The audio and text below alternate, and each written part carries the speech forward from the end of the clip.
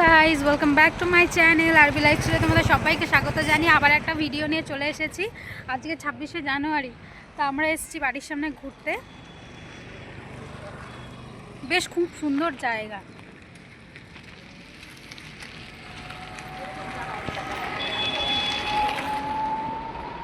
তো আমি আর আমার হাজব্যান্ড দুজন মিলে ঘুরতে এসেছি। তো ভাবলাম তোমাদের সাথে কিছুটা শেয়ার করা যাক, কী করি না করি।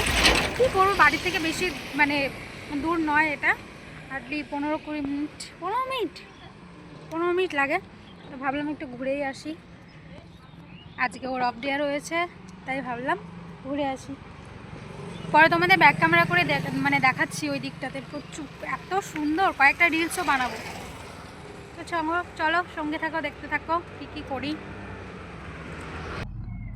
তো বন্ধুরা, আমরা ওখান থেকে বেরিয়ে গেছি। বেরিয়ে এখন আমরা একটু জঙ্গলের মধ্যে ঢুকবো, কি বলবো ওটাকে, তোমাদেরকে পুরো পরিবেশটা দেখাচ্ছি। দেখো, এই যে এইখানে আমরা এখন দাঁড়িয়ে একটা রিলস বানাবো। তো দেখো বন্ধুরা, সেই সুন্দর। দাঁড়াও,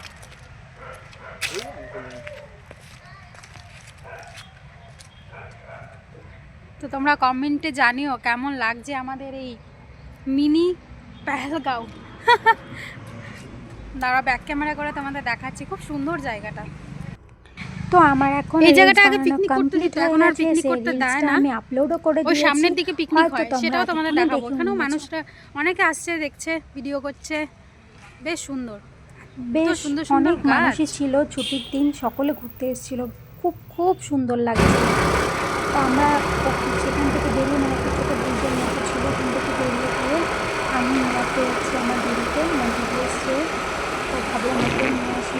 ওরও নিচে নেওয়া বন্ধ করে দিয়েছে তাড়াতাড়ি। তো এখানে দেখো, ওখানে একটা মন্দিরও রয়েছে, আর সেখানে আবার দেখতে পাবো। এই তো ওকে নিয়ে চলেও এসেছি।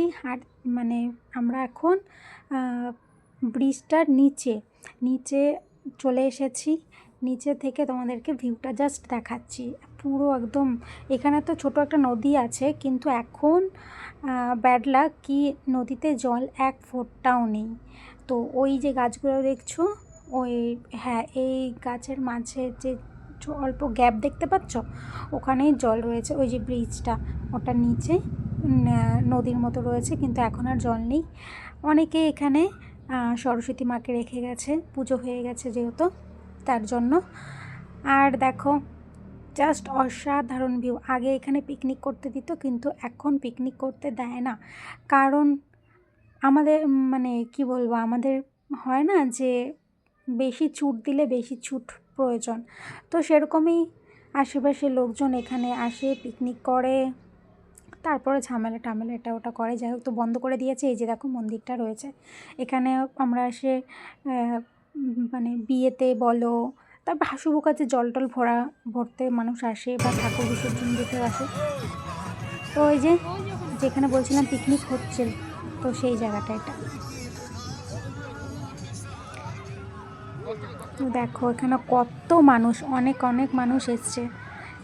এই জায়গাটা কিন্তু খুব একটা যে ভালো লাগছে সেটা না, মোটামুটি রাস্তার পাশে, কিন্তু তাও সকলে এখানেই বসে পিকনিক করছে। কি করবো, এই জায়গাটা দিচ্ছে না যেতে, তার জন্য এখানেই করে নিচ্ছে, আমাদের সামনে দিচ্ছে। আর এখন আমি চলে এসেছি ফুচকা খেতে। ফুচকা খেতে খুব কারই না ভালো লাগে না। এখন তো আমি এটা বলতেই পারবো না যে শুধু মেয়েরা পছন্দ করে, না।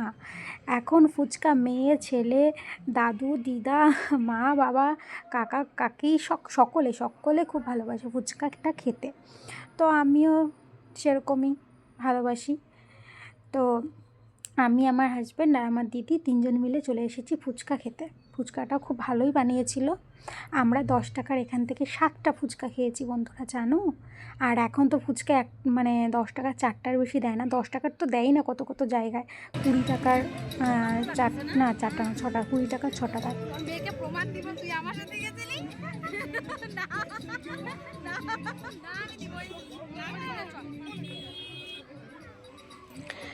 যাই হোক বন্ধুরা, দিদিকে একটু মজা করছিলাম, বললাম তোর মেয়েকে বলে দেব, কিন্তু সত্যিই তো তাই। ভিডিওটা ছাড়ছি আমার ভাগ্নি যদি পুরো ভিডিওটা দেখে, তাহলে তো আমার দিদির খেয়াল নেই।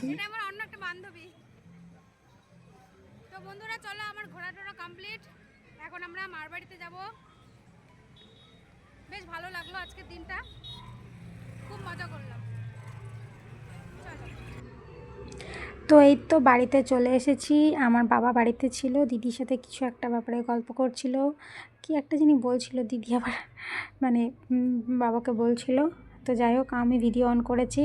তো মানে বাবা আর মেয়ের মধ্যে একটু ইসে হচ্ছিলো আর কি, বলছে তুই কি এগুলো ভিডিও করে ছাড়বি নাকি? আমি বলছি না না, একদমই না, তোরা কন্টিনিউ চালিয়ে যা, আমি তো জাস্ট এমনি। তো আমার ক্যামেরাটা একটু মানে সাপচা ছিল। হ্যালো গাইস, সারাদিন ঘোরাঘুরি করেছি, করে মাদের বাড়িতে চলে এসেছিলাম। মাদের বাড়িতে এসে দুপুরবেলা লাঞ্চ করে বাড়ি চলে গেছিলাম। বাড়িতে গিয়ে আবার সন্ধ্যাবেলা এসেছি। সন্ধ্যাবেলা এসে এখন আমাদের রান্না হচ্ছে চিকেন। মা দাঁড়িয়ে আছে দেখছে, আর আমি বানাচ্ছি চিকেন। এখানে চিকেন, দাঁড়াও, লাইট মানে খুব কম এই বাড়িতে, দাঁড়াও ব্যাক ক্যামেরা করে দেখাচ্ছি তোমাদের। তো দেখো বন্ধুরা, এখানে মাংস ম্যারিনেশন করে রেখে দিয়েছি। ম্যারিনেশনটা আমার বর করে দিয়েছে সব কিছু দিয়ে। এখানে আদা রসুন পেঁয়াজ গরম মশলা কাঁচা লঙ্কা, আদা রসুন থেতে দেওয়া হয়েছে, সব কিছু মশলা দিয়ে এখানে ম্যারিনেশন করে রাখা হয়েছে। আর এখানে চাল ভেজানো রয়েছে, পরে ভাত বসানো হবে। আর এখানে বেগুন পোড়া রয়েছে, পরে বানাবো। তো এখন এখানে আমি আলু, জানো তো বন্ধুরা, চিকেনটা কিন্তু আমি ভালোই বানাই, শুধু চিকেন না, রান্না আমি মোটামুটি ভালোই করি। তার জন্যই আমাকে মানে যেখানে যাই সেখানেই আমার রান্না করতে হয়। কিন্তু রান্নাটা আমি ভালোবাসি, আমার কোনো অসুবিধা হয় না রান্না করতে। তো এই তো রান্না বসিয়ে দিয়েছি আমি। এদিকে সব কিছু সবাই আমাকে হেল্প করেছিল কাটিংয়ের জন্য। চিকেনটা ম্যারিনেশন আমার বর করে দিয়েছে, তারপর আমি রান্না করছিলাম। তো রান্না টান্না কমপ্লিট করে আমরা খাওয়া দাওয়া করে বাড়ি চলে গেছিলাম আমি। তো তোমাদের সামনে আর আসা হয়নি, আর চিকেনটা পুরোপুরিও কমপ্লিটও আমি দেখাইনি, কারণ টিভিতে ওরা গান লাগিয়েছিল। তো বেশ মজা করছিলাম সকলে মিলে। তো ভিডিও বানাতে মাঝে মাঝে আমি ভুলে যাই বন্ধুরা, কি করব বলো, মানে ভোলা মন। এই যে লেগ পিস দুটো এনেছিল, একটা আমি একটা আমার বোন খেয়েছিলাম।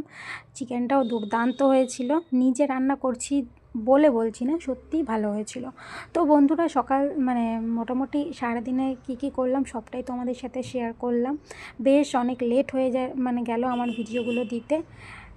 কি করব, সময় হয়ে উঠছে না এখন। এখন আমি একটা নতুন কাজে ঢুকেছি, নতুন নতুন কিছু একটা শিখছি, তো ওই জন্য ব্যস্ত রয়েছি। তো চলো বন্ধুরা, বলো কেমন লাগলো আমার ভিডিওগুলো। এই যে এখন বাড়ি চলে যাচ্ছি।